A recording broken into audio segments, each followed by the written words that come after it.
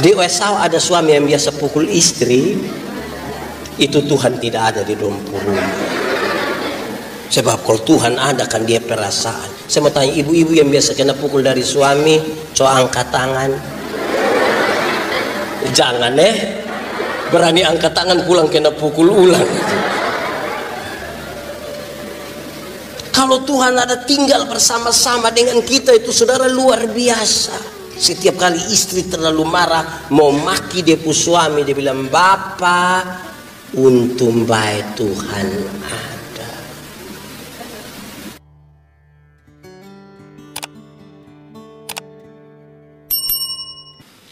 Saudara-saudara, ini kisah tentang Tuhan menuntun bangsa Israel keluar dari tanah Mesir.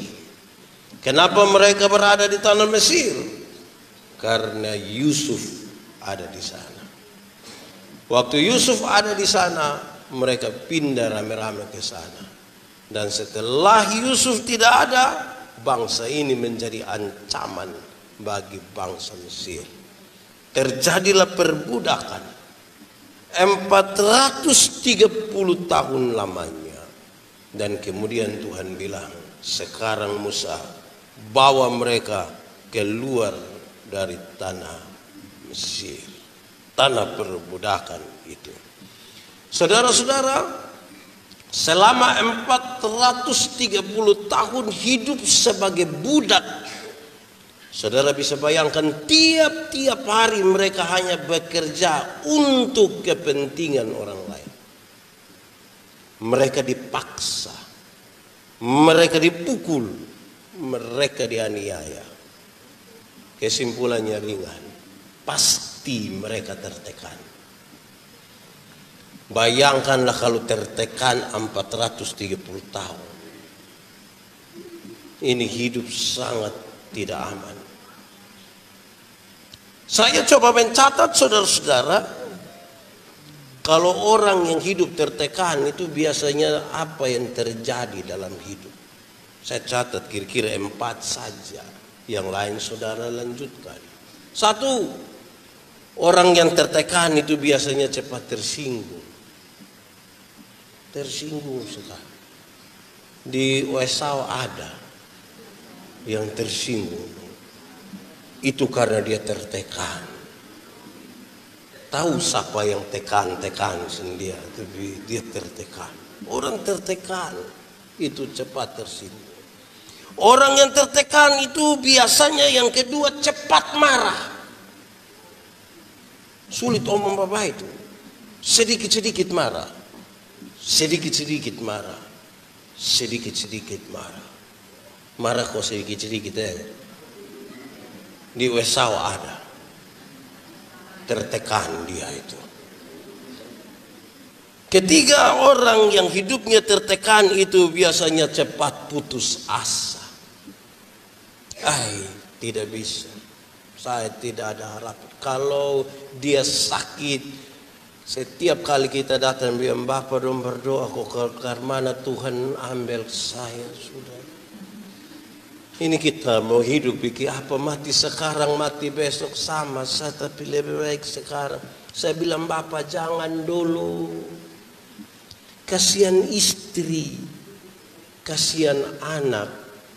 Apalagi utang ada lagi. Kan itu kasihan orang itu. Jangan Bapak cepat-cepat mau pergi. Tunggu. Nanti ada di waktu."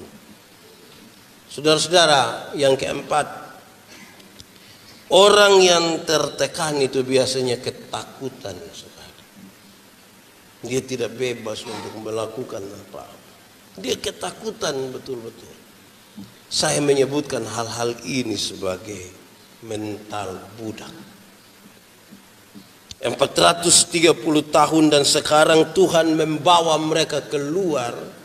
Apa sih sesungguhnya tujuan Tuhan membawa mereka keluar dari tanah perbudakan itu?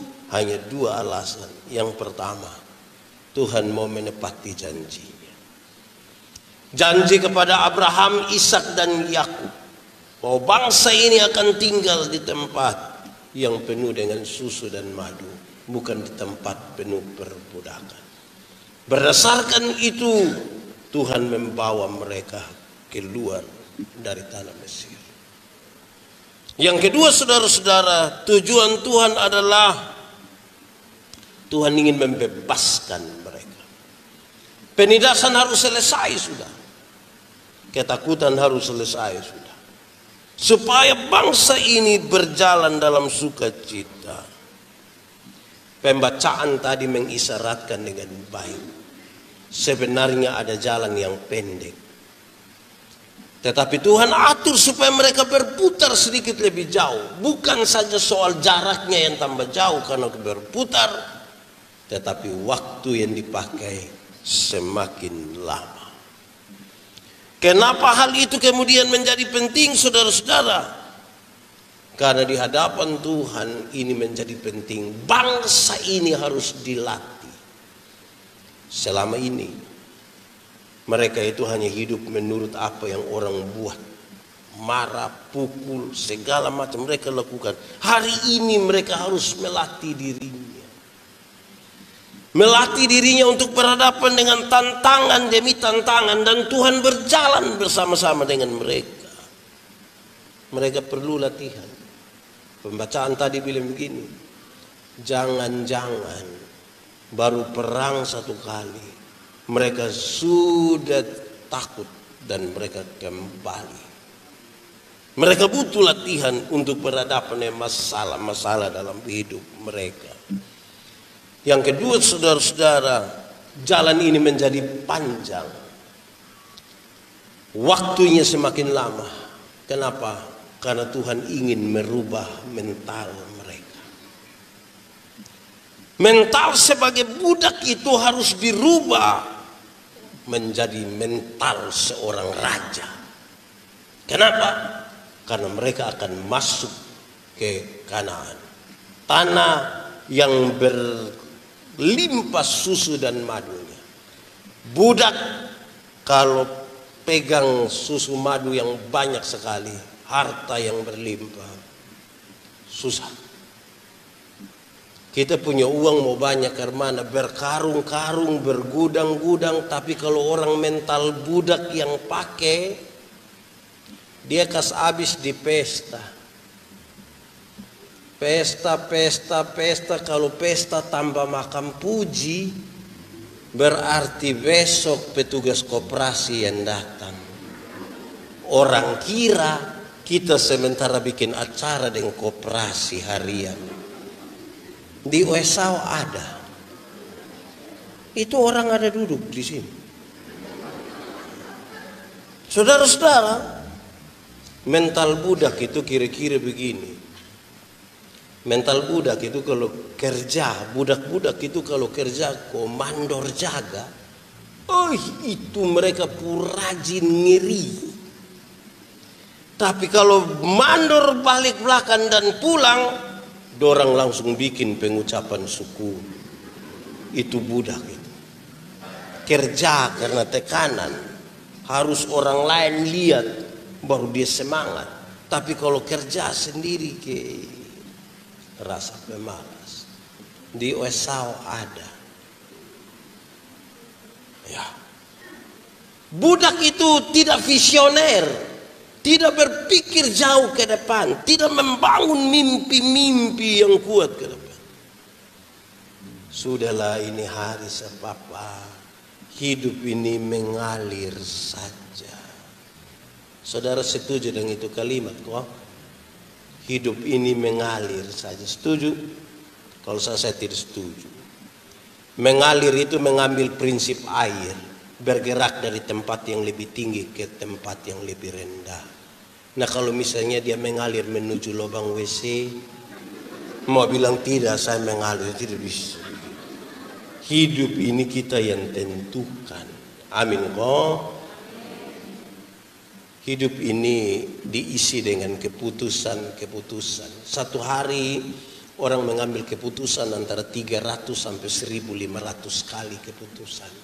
Bangun tidur, mau langsung turun atau tarik tambah kain panas, itu keputusan. Bangun tidur, mau langsung berdoa atau foto, itu juga keputusan. Tapi itu semua berkonsekuensi ke masa depan. Kenapa hari ini saya berkhotbah di sini? Karena saya pernah mengambil keputusan 24 tahun lalu untuk sekolah teologi. Jadi kita yang hadir hari ini adalah buah dari keputusan-keputusan masa lalu. Karena itu budak dia tidak pikir itu. Sudah ini hari gas. Saudara-saudara, orang bermental budak itu di rumah dia tidak sapu, rumah kotor tidak apa-apa. Tapi ketika ada informasi bilang Pak Bupati mau lewat dia muka rumah, itu dia akan sapu sampai tengah jalan raya. Dia sapu. Tapi kalau dia sendiri, dia tidak sapu. Mental budak. Saudara bisa bayangkan, kalau mental-mental seperti ini akan masuk di tanah Kanaan untuk urus kekayaan yang banyak sekali, mereka tidak akan pernah menikmati apa-apa di situ, saudara-saudara. Karena itu, saudara-saudara, mari kita lihat tema kita hari ini. Berjalanlah Tuhan bersama kami. Berjalanlah Tuhan bersama kami. Saya mulai dari yang pertama. Ini sebuah permohonan. Tuhan berjalanlah bersama kami. Kami tidak bisa sendiri. Kami takut. Kami rindu Tuhan ada bersama-sama dengan kami setiap saat. Sebab kalau Tuhan ada, kami aman. Pembacaan ini kalau kita baca selanjutnya pimpinan Tuhan itu luar biasa, saudara. Ketika mereka lapar, Tuhan kasih makan. Ketika mereka haus, Tuhan kasih minum. Malam Tuhan jadi tiang api. Siang Tuhan jadi tiang awan bagi mereka. Mereka tidur, Tuhan mengerjakan makanan bagi mereka. Pagi mereka pungut roti yang disiapkan dengan cuma-cuma. Alkitab mencatat lebih. Mereka berjalan 40 tahun tapi kasut mereka tidak robek. Bayangkan 40 tahun tidak kaki ini sepatu, oh, Tuhan terlalu luar biasa ya. Kita ini tidak jalan piman mana sa kaki pica-pica. Ini 40 tahun. Wih, luar biasa. Jangan lihat kawan di sebelah punya. Ini luar biasa pimpinan Tuhan. Saudara, 40 tahun berjalan dengan tidak mengganti pakaian itu, tapi tetap aman. Saudara bisa bayangkan, kita kalau 2-3 hari tidak ganti baju itu. Woi, anak kecil kalau dia tidak ganti, kita masih semangat. Saya berkhotbah, saya bilang begini, beda bau acam dengan bau asam.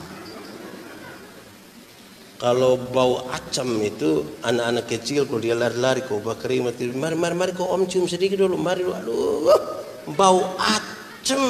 Itu menggemaskan, itu menggemaskan. Tapi kalau bau asam itu beda Itu kita tidak omong dengan ekspresi, pas kita weh mandi doko. Ini jalan 40 tahun tidak ganti, ini penyertaan Tuhan terlalu sempurna atas mereka. Tuhan, kami tidak dapat jalan sendiri. Kami mohon Tuhan berjalan bersama-sama dengan kami. Ini permohonan dari orang-orang yang lemah dan dia tahu kalau Tuhan ada, dia kuat. Apapun masalah di depan dia kuat. Saya pun bapak itu guru olahraga, pembadan besar. Kalau saya jalan dan dia, saya bisa jalan bagaya-bagaya. Lihat anak yang saya bangsa dengan saya. Saya pun bapak di sana. Tapi kalau saya jalan sendiri itu, aduh, itu kesakit itu di jalan. Berjalan dengan Tuhan itu begitu. Saudara, ada hal yang lebih. Kalau Tuhan bersama-sama dengan kita, kita nanti cukup hati-hati. Orang tua suami istri ini kalau bertengkar di rumah, pernah bertengkar kok? Suami istri pernah kok? Tidak pernah. Oh pernah. Itu kalau kita bertengkar pendeta sampai kita bisa damai. Ada barabek, bapukul, bamaki, tiba-tiba pendeta bilang salam, kita salam mama, salam, mari. Itu baru pendeta, belum Tuhan. Apalagi kalau Tuhan berjalan bersama-sama dengan kita. Kalau Tuhan berjalan bersama-sama dengan kita, dia ada di rumah kita. Setiap kali suami terlalu marah mau tampar dia pu istri, dia bilang, mama, untung baik Tuhan ada. Kalau tidak mau, di Esau ada suami yang biasa pukul istri, itu Tuhan tidak ada di dalam rumah. Sebab kalau Tuhan ada kan dia perasaan. Saya mau tanya ibu-ibu yang biasa kena pukul dari suami, coba angkat tangan. Jangan berani angkat tangan pulang kena pukul ulang. Kalau Tuhan ada tinggal bersama-sama dengan kita, itu saudara luar biasa. Setiap kali istri terlalu marah mau maki dia pu suami, dia bilang, Bapak, untung baik Tuhan ada. Kalau tidak Bapak rata. Untung baik. Di sini ada mama tukang bamaki. Ada. Dia ada duduk di sini. Dia pakai baju warna apa? Itu Tuhan tidak ada di dalam rumah. Saya bilang kepada anak-anak muda, weh Tuhan kalau ada dengan kita tuh baik. Saya besar di Soe, saudara. 40 tahun lalu itu kan kita masih nonton TV hitam putih dong. Bapak dong masih ingat TV hitam putih. Kalau mau bikin dia warna, kita cari kaca warna itu. Bukan warna dari dalam, tapi warna dari kaca. Pakai aki, jadi kalau tiba-tiba aki soak, nah sudah artis dong langsung terlipat. Jadi kalau pemerintah putar film di lapangan, woi kami semangat, kami pasti penonton. Padahal hanya film KB, bukan ikatan cinta. Tapi kami penonton. Waktu pergi itu tidak ada masalah. Waktu pulang, nah itu baru masalah. Waktu pergi itu kan sore, masih ada matahari, terang, tidak masalah. Waktu pulang malam, masalah. Di Soe ini kan dingin lagi, gelap lagi. Pohon-pohon besar, apalagi orang bilang, awas deh itu pohon. Pernah dengar orang omong, itu pohon. Pohon mana melahirkan setan? Tapi kan kita ketakutan, jadi awas itu pohon. Tapi orang-orang sebangsa saya, seusia saya pasti hafal lagu ini. Yesus itulah satu-satunya penolongku yang sungguh.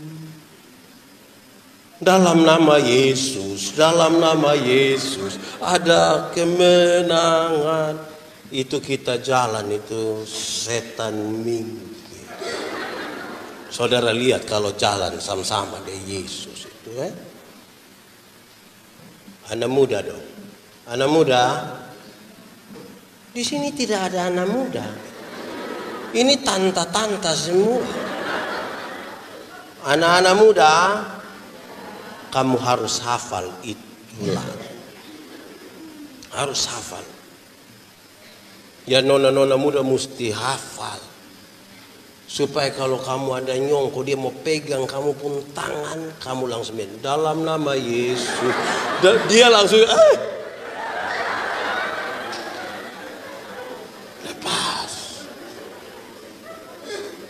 Saudara, ada lagu anak sekolah minggu yang baik yang menunjukkan kalau kita berjalan bersama-sama dengan Tuhan. Itu lagu bilang begini. Hati-hati gunakan tangan, hati-hati gunakan. Karena apa? Karena Bapa di sorga melihat. Hati-hati. Karena kita kira orang tidak lihat kita, tapi Bapa tua ada lihat. Karena dia bersama-sama dengan kita. Hati-hati.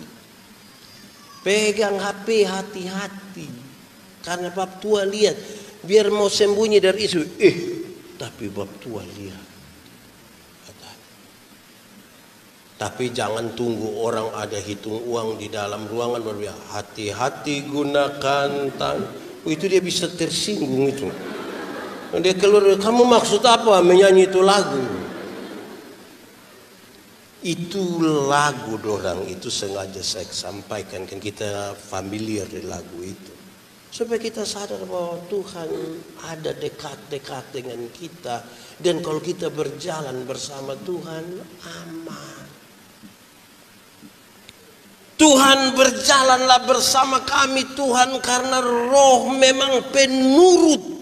Tapi apa? Daging lemah. Daging lemah. Coba angkat tangan yang di pun daging mulai lemah. Supaya kita minta Tuhan berjalan terus bersama-sama dengan Dia. Kadang-kadang kita rasa kita terlalu kuat. Padahal sesungguhnya dari hari ke sehari kita tambah lemah, kita butuh Tuhan di situ. Ini permohonan orang-orang yang dia tahu bahwa dia lemah sekali. Dia butuh Tuhan di situ. Kedua, saudara-saudara, berjalanlah bersama kami Tuhan. Kenapa?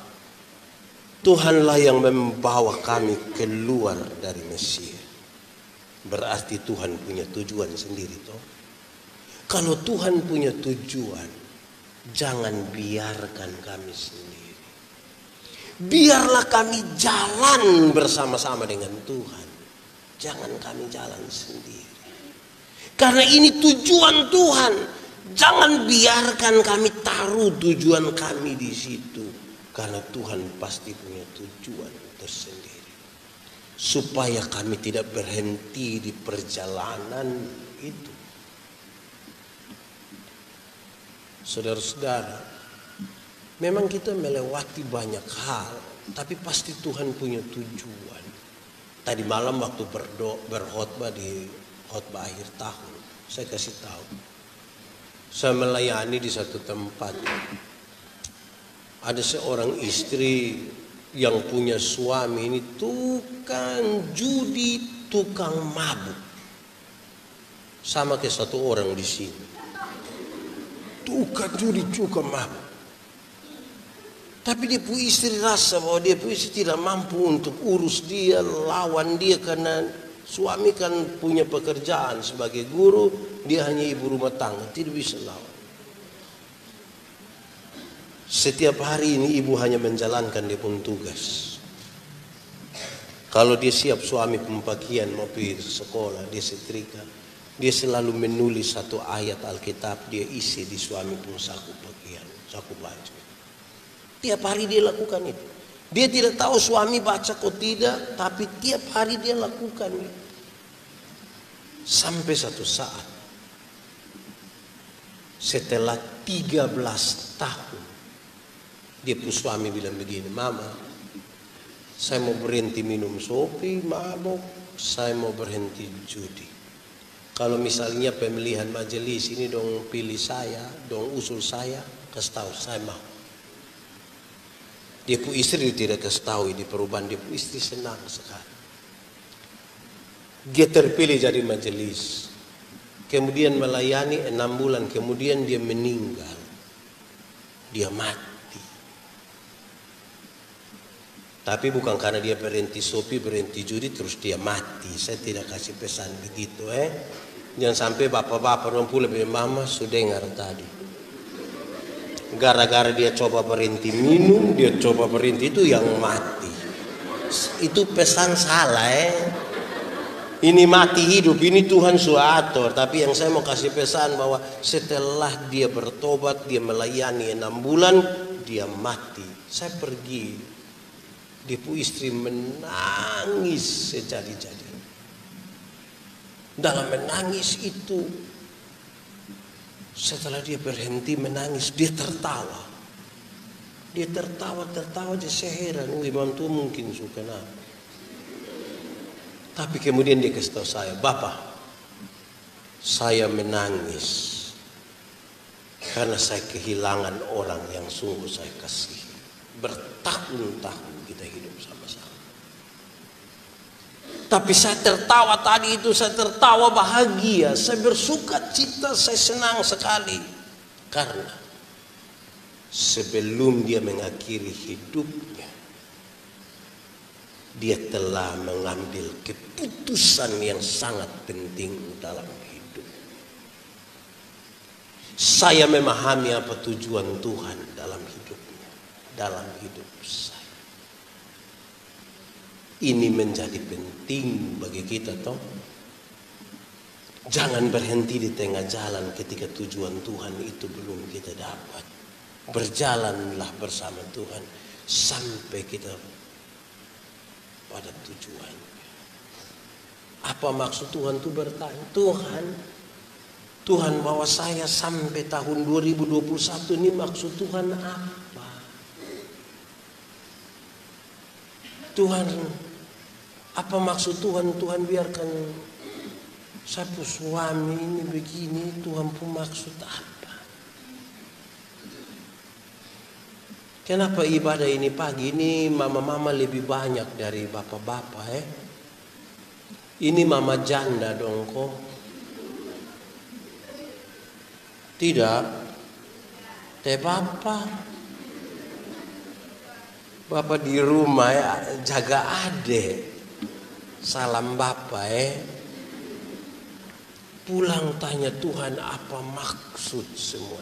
Tapi yang menarik saudara, ketika kita bertanya tentang maksud Tuhan, Tuhan tidak serta-merta kasih jawaban buat kita.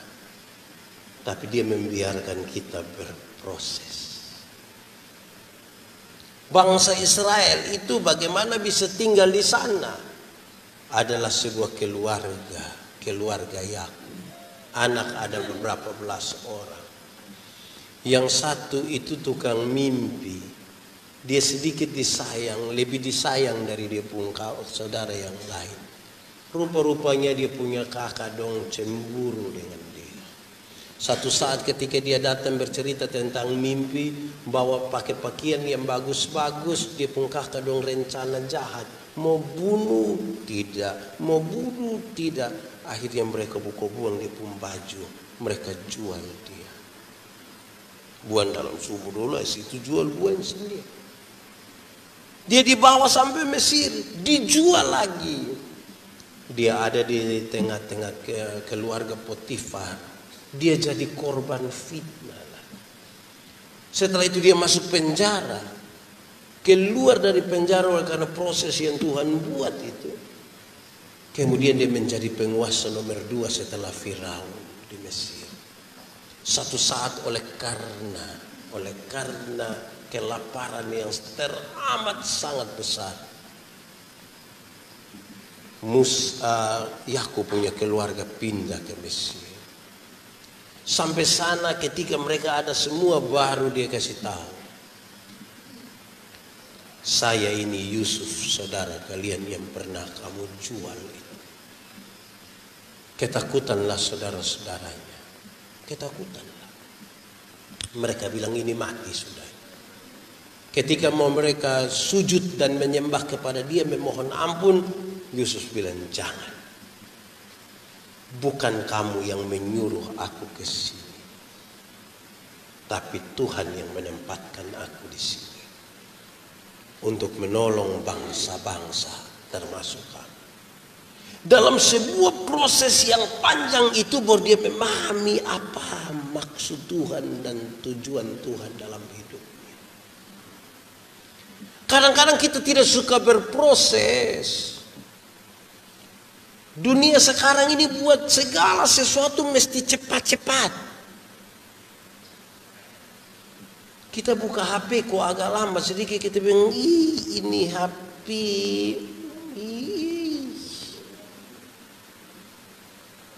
Akhirnya kita yang proses lama kita tidak mau. Banyak orang sudah tidak mau makan jagung ketemak lagi. Bukan soal jagungnya, tapi soal prosesnya. Masa jagung ketemak kan lama toh. Mau mendidih pertama kita sudah lapar mati. Lebih super mie. Pulang rendam air panas langsung makan. Itu di kota. Kita di kampung tidak. Langsung. Jadi kita tidak mau proses. Nah, untuk memahami tujuan Tuhan ini kita butuh proses, saudara-saudara. Itu hal yang saya kira sangat serius dalam perjalanan ini. Jangan berhenti berproses bersama-sama dengan Tuhan. Ada tujuan Tuhan di sini. Ketiga, saudara-saudara, Tuhan berjalanlah bersama-sama dengan kami. Kenapa? Karena di gurun itu ada banyak sekali masalah, melewati masalah bersama-sama dengan Tuhan. Padang gurun itu kering. Padang gurun itu tidak ada air, panas sekali. Kalau malam dingin sekali. Padang gurun itu menawarkan badai gurun yang datang kapan-kapan saja.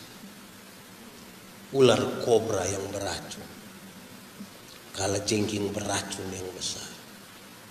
Tuhan berjalanlah bersama kami.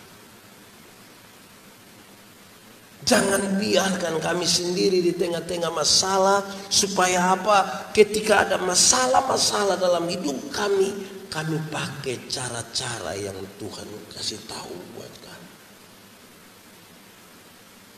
Semua orang punya masalah.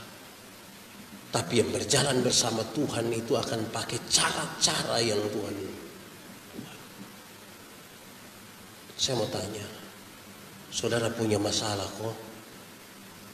Punya, tidak usah omong. Saya lihat ini muka masalah semua. Masalah ialah kesenjangan antara harapan dan kenyataan. Harapan menikah umur 25, ternyata sekarang sudah 37. Masalah kok tidak? Harapan kita berdoa kau mau nikah dengan dia. Ternyata dia nikah juga, tapi nikah dengan kita pun kawan. Beda antara harapan dan kenyataan. Dalam proses bersama Tuhan itu kita sampai pada tujuannya. Kita bertanya-tanya, Tuhan, kenapa saya pun bapa mantu harus ini orang? Dari Oin Lasi. Kita kan berproses tuh bersama-sama. Daripada kita berkelahi, marah. Proses-proses ini kan berat. Saya kadang-kadang lihat dalam persaudaraan kita saja kan kita suka beda-bedakan. Banyak orang justru lebih akrab dengan orang lain ketimbang dengan saudara sendiri. Pandemi ini membuat kita kembali ke rumah, berproses ulang di rumah.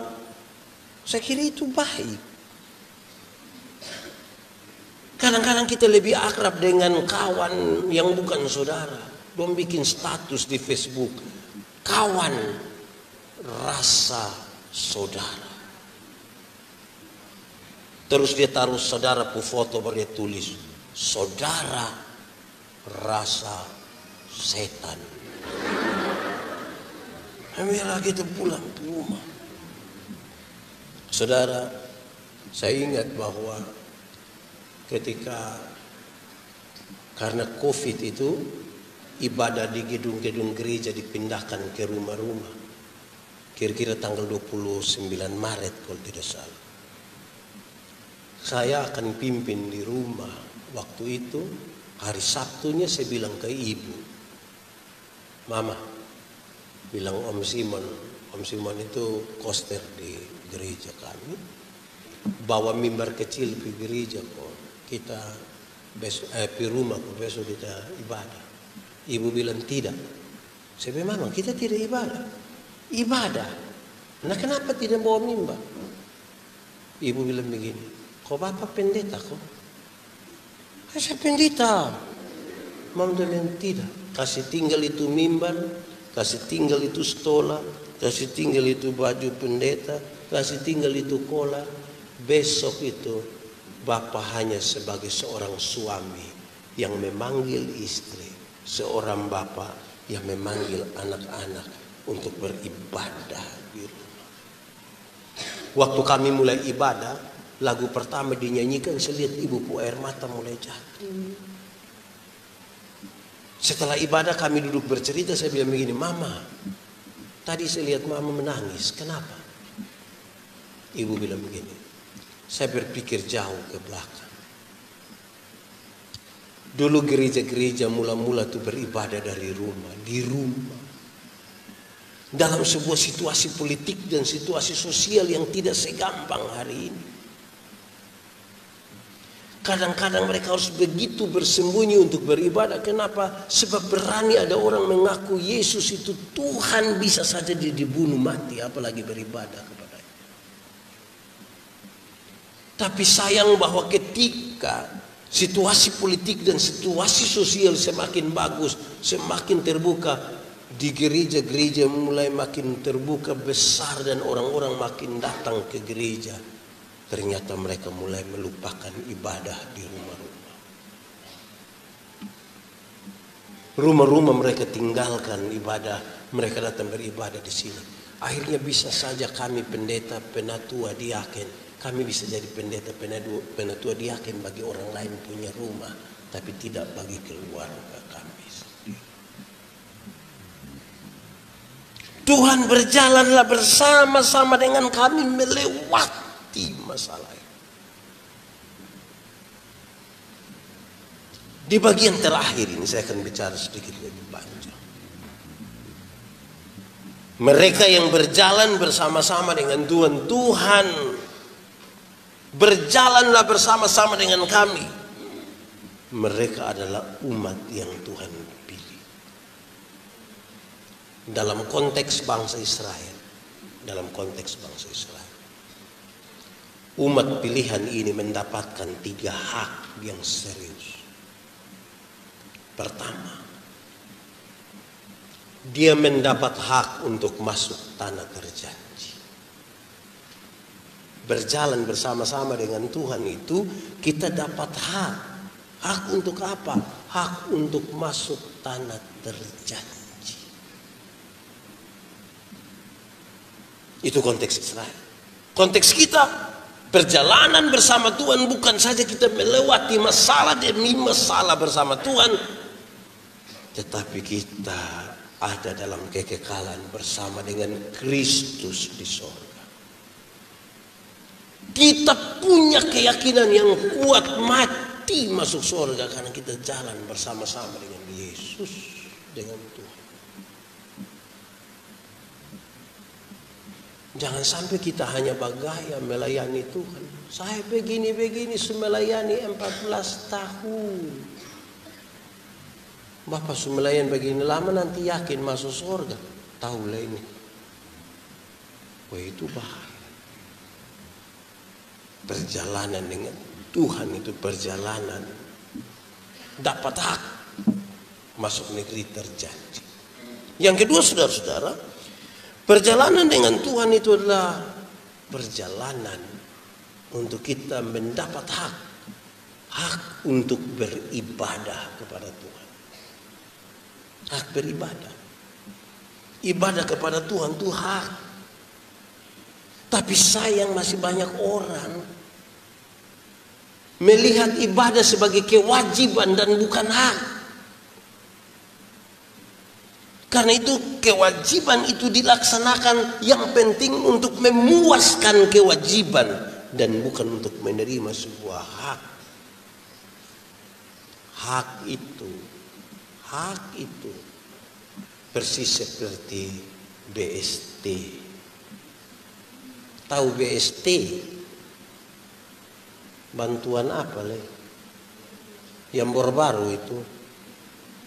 Yang 600, 1.200.000 itu hak kewajiban. Hak kewajiban. Piko tidak. Oh saya kira mau bikin apa? Di rumah bosan sana ada kerja kok pipi kok. Tapi karena hak makanya kita pi. Bang baru buka jam 8, kita sudah bisa pi dari jam 7:30 malam. Kita sudah ada memang di situ. Tidur. Karena apa? Hak. Kira-kira kalau itu 1.200.000 dong angka ame kira-kira 200.000. Saudara protes ke tidak? Protes ke tidak? Kenapa protes? Hak. Kalau saudara pu suami, ibu-ibu lain datang kau ambil, protes ke tidak? Protes ke tidak ibu-ibu? Oh saya kira dia saya yang bisa. Karena kita berhak atasnya kita protes kalau kepada kita tidak diberikan toh. Ibadah itu hak. Siapa yang berjalan dengan Tuhan dia mendapat hak untuk beribadah kepada Tuhan. Saudara lihat ini hal yang saya kira sangat penting bagi kita. Supaya apa? Di saat dimana kita merasa sudah tidak berdaya itu, di saat dimana kita duduk dan merenungkan hari demi hari dalam perjalanan hidup ini, ternyata kita menyadari sesuatu yang luar biasa. Kita berhak sesuatu atas ibadah ini. Dengan Tuhan kita berjalan bersama-sama. Tapi yang ketiga, berjalan bersama Tuhan itu, pilihan Tuhan itu kita mendapat hak untuk menjadi berkat. Menjadi berkat itu hak, bukan kewajiban. Daripadamu itu akan bangkit raja-raja, janji Tuhan kepada Abraham. Kamu akan memberkati bangsa-bangsa. Kita dapat hak untuk itu. Oh Tuhan, pakailah hidupku. Saudara tidak tahu ini lagu? Tahu kok tidak? Nah kenapa suruh saya solo? Oh Tuhan, pakailah hidupku selagi aku masih kuat. Bila saatnya nanti ku tak berdaya lagi, hidup ini sudah jadi. Akan ada satu waktu kita tidak berdaya lagi, entah karena usia, entah karena sakit, entah karena kecelakaan. Tapi waktu orang periksa dan sudah tidak apa-apa, waktu sudah jadi berkat. Jangan dari berdaya sampai tidak berdaya. Tidak pernah jadi apa-apa. Hanya jadi beban saja. Ketemu orang itu dia hanya patah leher dan bapak. Hidup ini terlalu susah. Lu mati sudah kalau memang sudah terlalu susah. Hei, semiskin-miskinnya orang Yahudi, dia akan mencari orang yang lebih miskin dari dia untuk memberikan sesuatu padanya. Karena mereka punya hak untuk menjadi berkat, bukan beban. Ini indahnya jalan bersama dengan Tuhan dan meminta Tuhan berjalan dengan kita. Natal ini kan bulan baik. Nenek-nenek satu jalan bawa barang ikut sini. Nenek mau pergi mana? Pergi jual di pasar. Sudah nanti siang memang. Nenek dari mana? Dari tua tugas sini. Duduk minum teh nenek. Oh baik sudah. Nenek pulang deng. Jalan kaki. Jangan. Grab. Pesan Grab dari Kupang, amin nenek bawa pergi. Titip memang uang, ada sayur, ada gula, ada kopi, ada terigu, ada beras. Nenek pisu. 3 hari kemudian itu nenek datang kembali. Bapak yang lihat, bapak bilang, Mama, iya, Mama, kok kenapa? Lupa nenek sudah ada. Nenek ini bikin kita ke apa kok? Lama-lama kita dua bakal lagi gara-gara ini nenek. Saya ingat bapak saya ini selalu pernah bilang kepada saya begini, Yandi hati-hati yang kau pendeta jangan sampai kau jadi beban bagi orang lain. Saya bilang bapak pun maksud, berkunjung ke rumah jemaat itu juga atur baik-baik supaya jangan jadi beban. Jangan sampai orang pas makan pagi, pas bangun pagi mau minum pagi yang kau sampai selum bapak mari, aduh mama mari teba, aduh selum bapak selum. Siang orang mau makan siang kita sampai selum. Itu dia selum, dia pun selum agak turun sedikit. Dia bilang, oh iya selum bapak.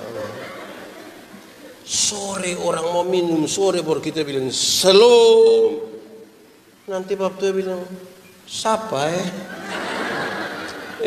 pendeta mari te tahu mama supi, aduh. Malam ketika orang mau makan malam tiba-tiba saya bilang selum.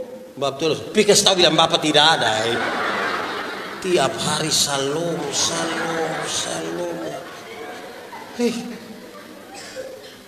Di Oesau ada. Hidup ini mesti jadi berkat. Itu penting sekali hidup yang jadi berkat. Karena kita tidak hidup untuk diri kita sendiri. Kita ini Tuhan ciptakan untuk kepentingan orang lain. Bergumul dengan diri sendiri untuk orang lain. Teman-teman yang biasa meditasi itu dong, kalau datang kau lihat kami di rumah bertengkar sedikit, dong bilang, kamu kok bertengkar? Tidak seperti kami. Kami ini sabar. Sebenarnya iya, karena lu tinggal di hutan. Coba engkau tinggal di rumah. Di rumah itu suami satu, istri. Di rumah istri satu toh. Istri satu, anak-anak 3. Kita bisa berjengkel satu dari yang lain. Kita menggumuli ini untuk semua yang berpusat pada diri itu Tuhan Allah tidak suka. Sombong itu untuk siapa? Untuk diri. Tuhan Allah tidak suka berpusat pada diri. Makan puji itu untuk siapa? Untuk diri. Tuhan Allah suka. Kita hidup ini untuk orang lain, bergumul dengan diri untuk menjadi berkat. Makanya saya biasa bilang begini, kita makan ini untuk siapa? Makan biasa untuk siapa? Diri atau untuk orang lain? Untuk orang lain. Kami bapak-bapak ini kalau istri sakit kok tidak mau makan, nanti kami datang bilang, mama makan. Mantu mama makan. Mulut pahit. Mama makan. Kalau mama sudah tidak mau, kami suka habisan kata-kata, kami bilang, mama makan teh anak-anak dong masih kecil. Itu mam tua langsung tambah. Mauin anak dong ada mama baru. Jadi dia makan untuk anak-anak toh. Kita semua ada nama, betul kok? Di sini di orang Wesau dongin ada yang tidak ada nama. Semua ada. Kita pun nama ini untuk diri sendiri atau untuk orang lain? Untuk orang lain. Karena tidak ada orang memanggil namanya sendiri. Siapa yang dia mau makan dia bilang begini, Yandi, pi makan. Kan tidak begitu. Kita pun nama ini juga untuk orang lain, mesti jadi berkat. Kita semua pakai pakaian toh? Kita pakai pakaian ini untuk siapa sebenarnya? Untuk kita atau untuk orang lain? Untuk orang lain juga. Kalau kita sendiri kan kita tidak pakai juga tidak apa-apa. Kok kita sendiri-sendiri saja? Tapi karena ada orang lain itulah kita pakai supaya ketemu orang di jalan orang tidak hihi.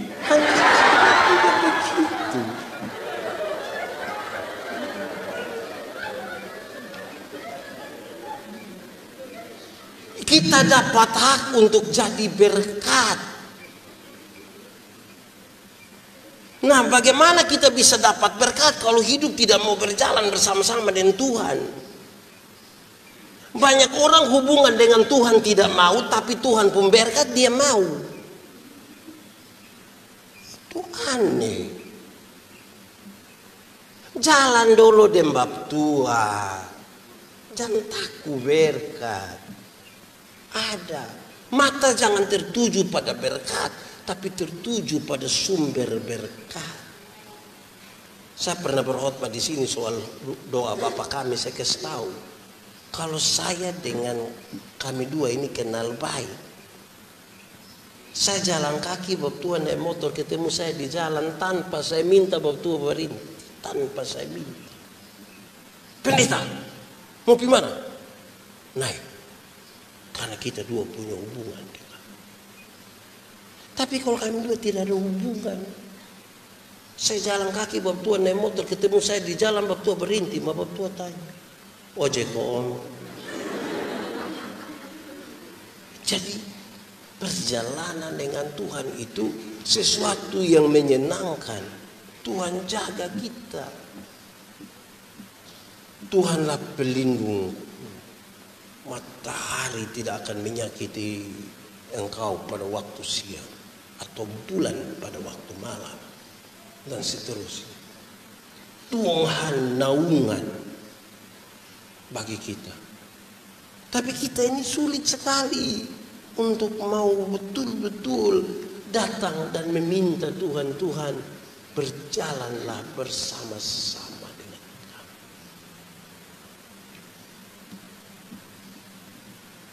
Hak-hak ini saudara yang akan menolong kita semua untuk memahami kehidupan kita sebagai orang-orang beriman, orang-orang percaya. Karena janji Tuhan itu selalu ya dan amin. 430 tahun sekalipun dia tetap menjalankan janjinya.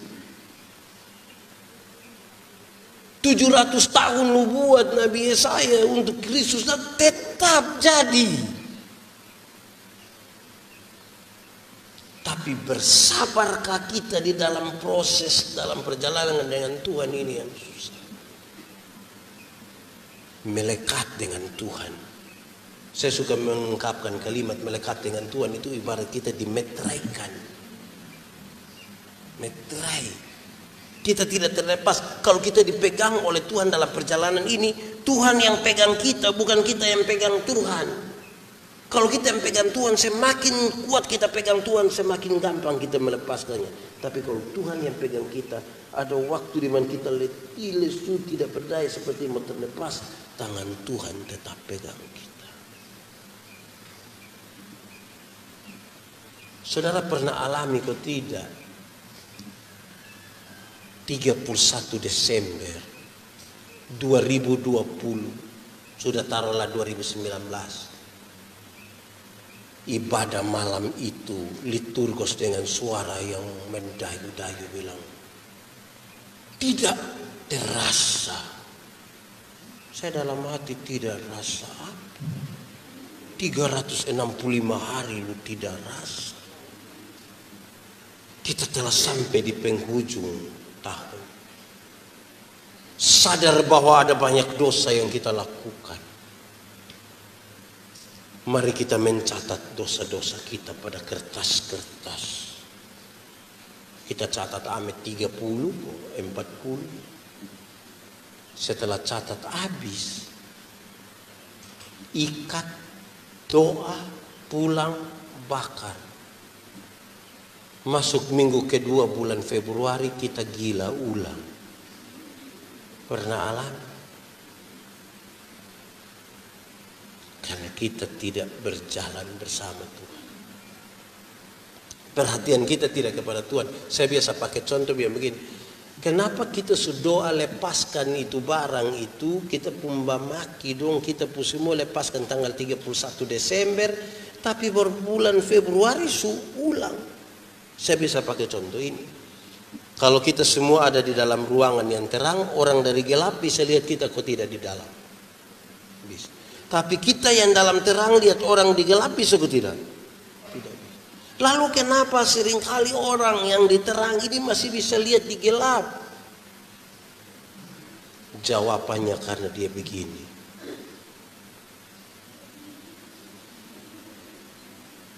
Malui.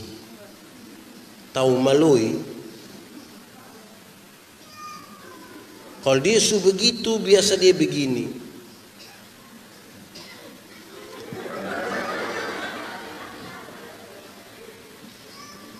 Dia ajak orang keluar. Nah, kalau Tuhan yang pegang kita, setiap kali mau melu dia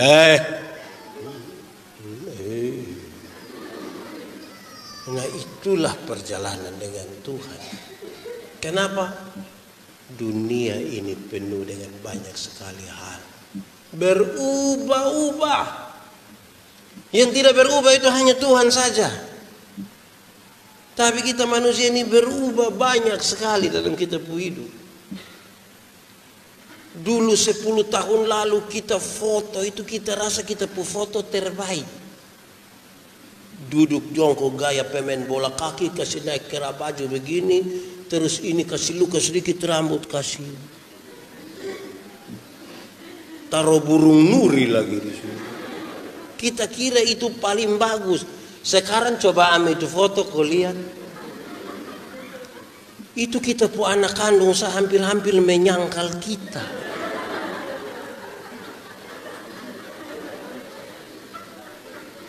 Bapak yang mana? Bapak yang mana? Bapak ini bapak.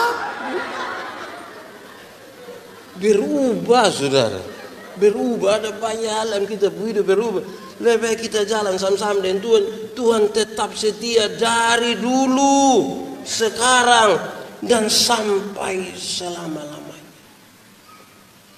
Kok kita di rumah tangga saya berubah toh?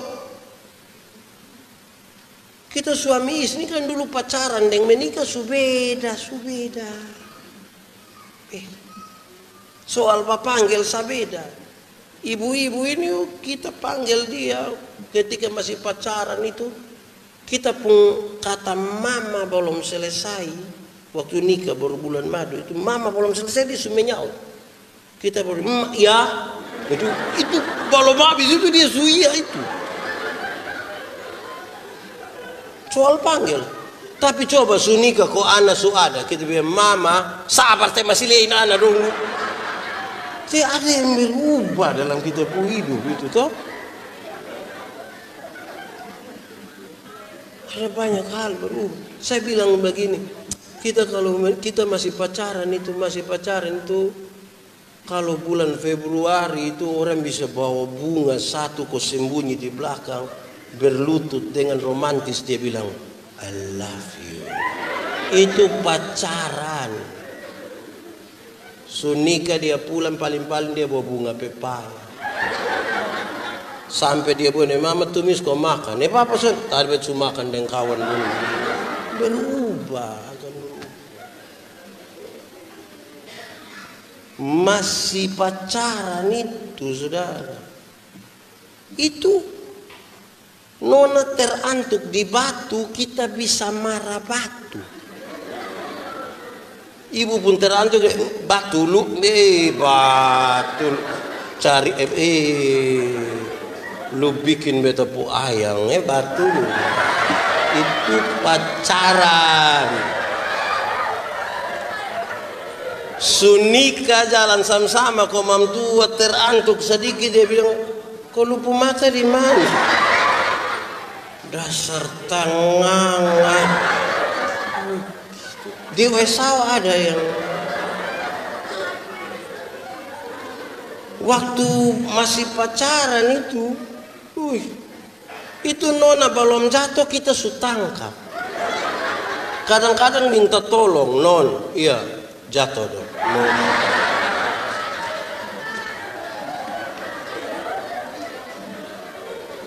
Sunika naik motor sama-sama tabrak anjing kok jatuh bab tua ame motor lupa ambil mam tua. Mama protes, bapak kenapa tidak ambil sapi ambil lupa motor. Mama minta maaf boy, minta maaf.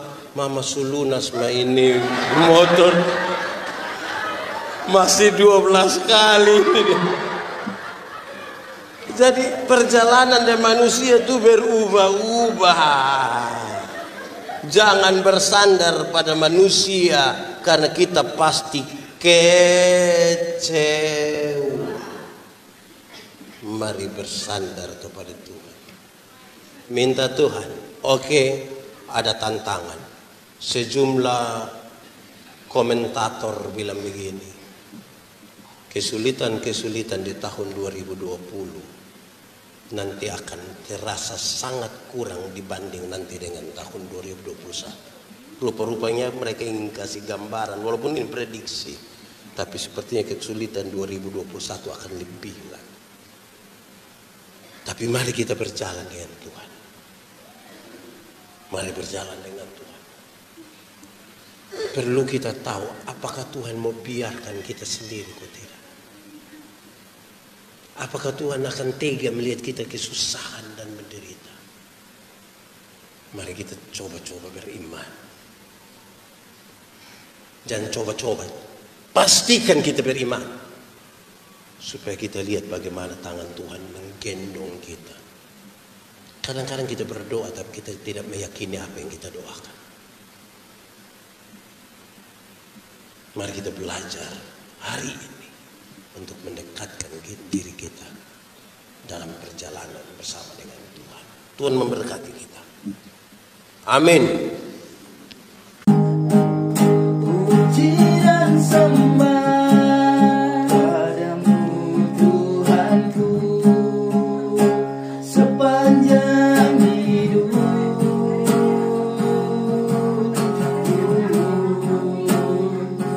Inilah